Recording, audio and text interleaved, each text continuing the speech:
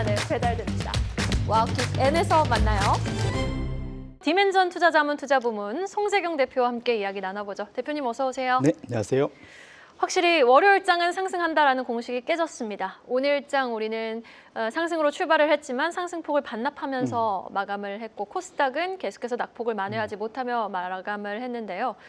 자, 이렇게 조정이 나오고 있는 이유, 금리 인하 기대에도 불씨가 켜졌고 여기에다가 지금 AI 거품론에 대해서도 괜찮아라는 분위기가 형성됐으면서 조정이 계속 나오는 이유는 어디에 있을까요?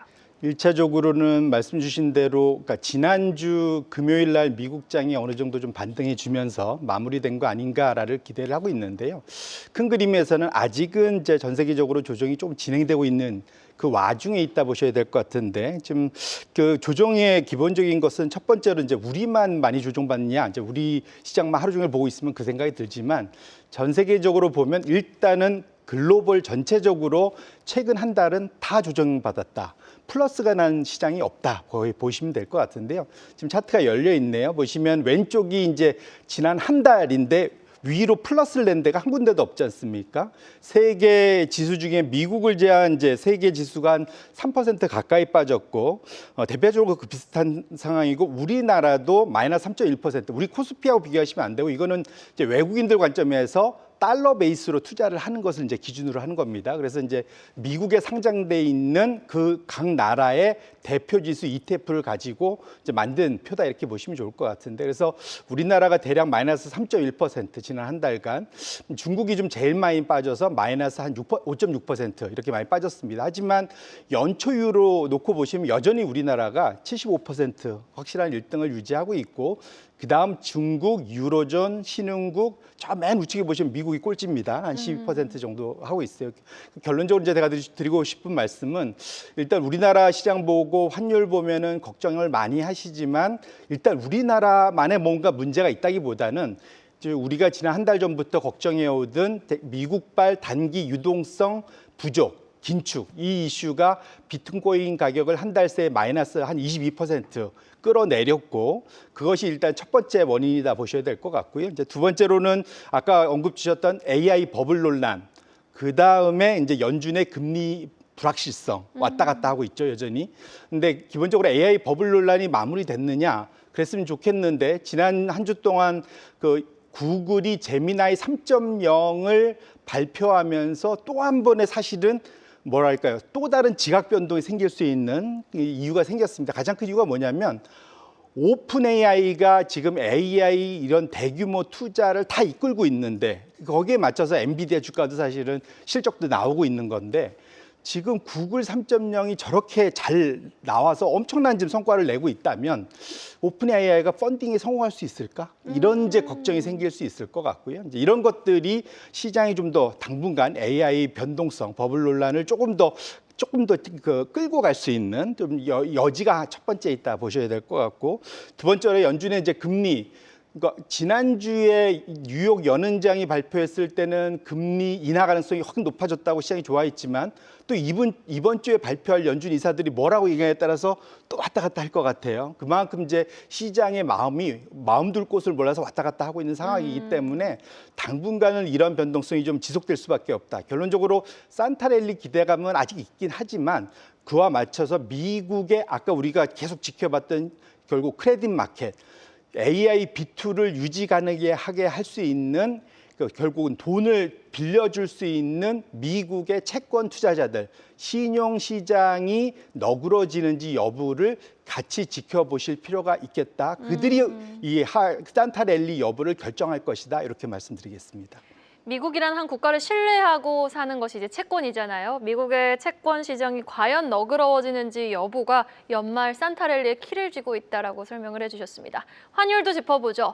원화의 실질 실효환율 회한 위기 이후 최저치라는 분석이 나오고 있거든요. 원화 현금을 들고 있으면 실제 자산 가치가 계속해서 떨어진다라는 뜻인데 지금이라도 달러나 다른 자산으로 현금을 좀 이전시키는 게 나을지 아니면은 글쎄요, 좀 지켜봐야 되는 부분이 있는 건지 어떻게 파악하고 계십니까? 결론부터 말씀드리면 만일 지금이라도 달러로 바꿔야 되겠다. 저는 그것은 별로 찬성하고 싶지 않고요.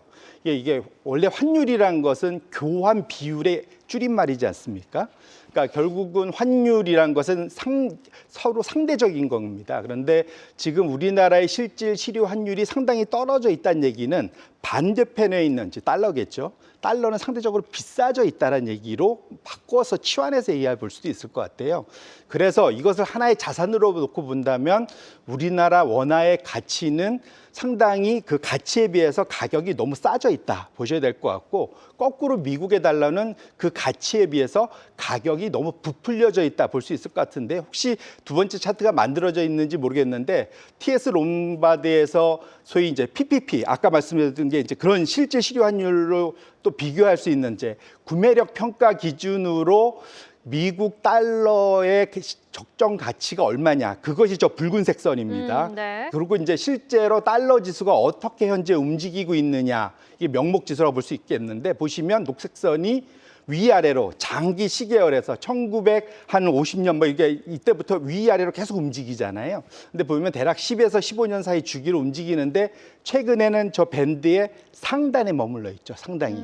결론적으로는 지금 그러니까 미국의 PPP 기준의 실효 환율에 비해서 사실은 현재의 달러가 좀 고평가돼 있다라고 또 역으로 말할 수 있는 그런 또 자료입니다. 결론적으로 현재 우리나라 원화는 가치에 비해서는 가격이 상당히 좀 저렴한 편에 있고, 이것의 주 원인은 대만 달러의 약세, 지금 요즘은 엔화의 약세, 이것이 좀 더 힘을 실어주고 있기 때문에 그런 측면에서 놓고 보면 너무 걱정할 건 아니고, 여전히 저는 기노업에서는 원화의 강세, 달러의 약세 흐름이 조금 더 본격적으로 나타날 가능성이 내년으로 갈수록 높아진다. 라고 말씀드리고 싶습니다. 네, 시계열을 길게 놓고 봤을 때 이제 원화의 강세, 달러의 약세 현상이 좀 반전 현상이 나타날 수 있으니 시간이 답이다, 지켜보자라는 말씀 들어봤습니다. 자, 이렇게 지금처럼 고환율로 외국인이 자꾸 팔고 있는 시장에서 단기적으로 그렇다면은 우리는 좀 가드를 올리고 리스크 관리를 하는 전략이 현명할까요? 아니면은 현재 어느 정도 조금 조정을 받고 있는 구간을 이용해서 기회로 삼아보는 전략이 현명할까요? 결론적으로 말씀드리면 지금 투자를 열심히 하고 계셔서 투자 비중이 많으신 분들이라면 일정 부분 사실은 현금 비중을 조금은 가져가셔라. 왜냐하면 변동성이 워낙 크니까. 우리가 예상치 못하게 혹시 빠졌을 때 소위 저가 매수할 수 있는 현금은 실탄이 있어야 되지 않겠습니까? 일단 그렇게 말씀드리고 싶고, 하지만 주저주저 하면서 들어가지 못하셨던 분들이 있으면 지금도 늦지 않았습니다. 분할로 해서 한 적어도 내가 일정 부분 채워야 될 것을 한 3개월에서 5개월 정도를 두고 꾸준히 뭐 매주 매일 이런 식으로 사가면은 사실은 그러면 지금부터 오히려 빠지면 더 많이 살 수 있어서 좋을 수도 있지 않습니까? 그런 측면에서 놓고 본다면 오히려 지금 뭐라도 그러니까 소위 지금 투자를 본격적으로 시작 못 하신 분들이면 충분히 현재 가격대면은 분할 매수할 수 있는 수준이다. 이렇게 정리를 하겠습니다. 네, 알겠습니다. 지금의 조정을 분할 매수 구간으로 삼아보자라고 말씀을 해주셨습니다. 자, 이번 주도 바쁜 한 주가 될 것 같습니다. 화요일에서 수요일은 뭐 ADP 고용지표, PPI 생산자 물가지수 발표, 여기다가 소매 판매 같은 지표가 셔다운으로 지연돼서 이제 발표되는 지표들이 줄줄이 발표를 예고한 가운데 미 증시에서 또 이제 주 후반이면은 땡스기빙 데이요. 블랙 프라이데이가 또 예정되어 있습니다. 이런 변동성 장에서 또 이벤트 관련해서 우리가 좀 기회로 삼아볼 만한 일정이 있다면 어떤 일정이 있을까요? 일단 제가 기대하는 것은 미국의 경제 지표가 뒤늦게 발표되는 것들이 시장을 변동성은 줄 수 있지만 방향성을 잡게 하기는 아직 이르다. 왜냐하면 연준이 어떻게 결정하는 데까지는 12월까지 우리가 기다려야 되기 때문에 그렇다 말씀드리고 싶고요. 오히려 저는 사실은 지금 당장은 아까 말씀드린 오픈 AI의 펀딩이 얼마나 어떤 방향으로 갈지 한번 꼭 지켜보실 필요가 있고, 두 번째로 보고 싶은 건 저는 엔달러 환율입니다. 지금 사실은 일본의 지금 국채 발행이 증가할 걸 우려해서 국채 금리가 지속적으로 우상향하고 있고요. 이러다 보니까 미일 금리 차가 상당히 많이 좁혀졌어요. 네. 그렇게 되면 사실은 엔화가 강세로 가야 되는데, 시장은 현재 다카이치 신임 정부 내각이 엔화 약세를 좋아한다고 생각하기 때문에 엔화 약세 베팅을 하고 있거든요. 그러다 보니까 차트를 보시면 검정색 선이 일반적으로 지금 미일 10년물 국채 금리 차고, 그다음에 붉은색 선이 N달러 환율인데 보시면 이제 N달러 환율은 역계열입니다. 지금 내려온 게 지금 약세로 가는 거거든요. 지금 보시면은 N달러 환율, 그러니까 지금 금리 차는 좁혀졌는데 지금 환율은 오히려 약세로 가면서 통상한 가치 오다가 벌어져 버렸죠. 상당히 꽤. 근데 과거에 정확히 우리가 한 1년 반 전에 작년 6, 7월에 돌아가 보시면은 그때도 저런 식으로 금리 차는 좁혀지고 있는데 또 일본 중앙은행이 금리를 올리겠다고 얘기했는데 시장은 그래도 엔화 약세 갈 거야라고 배팅하다가 큰 코 다졌습니다. 맞아요. 그때 엔화 강세가 나오면서 엔캐리 트레이드 청산이 커졌었습니다. 지금은 그때보다 더 많이 벌어졌기 때문에 당분간은 지금 엔캐리 트레이드 청산 위험에 대해서 조금은 좀 집중하시면서 연말까지 위험 관리를 꼭 할 필요가 있겠다. 이렇게 말씀드립니다. 단순 외환시장 동향이 아니라 엔캐리 청산 트레이드 우려의 경각심을 좀 갖고 지켜보면서 대응하는 것이 현명하겠다라고 말씀을 해주셨습니다. 여기서 마무리 지어보죠. 지금까지 디멘전 투자자문 투자부문 송재경 대표였습니다. 말씀 고맙습니다. 네, 고맙습니다. 계속해서 다양한 경제 이슈를 알고 싶다면 구독과 좋아요, 알림 설정 부탁드립니다. AI 캐스터 권미정이었습니다.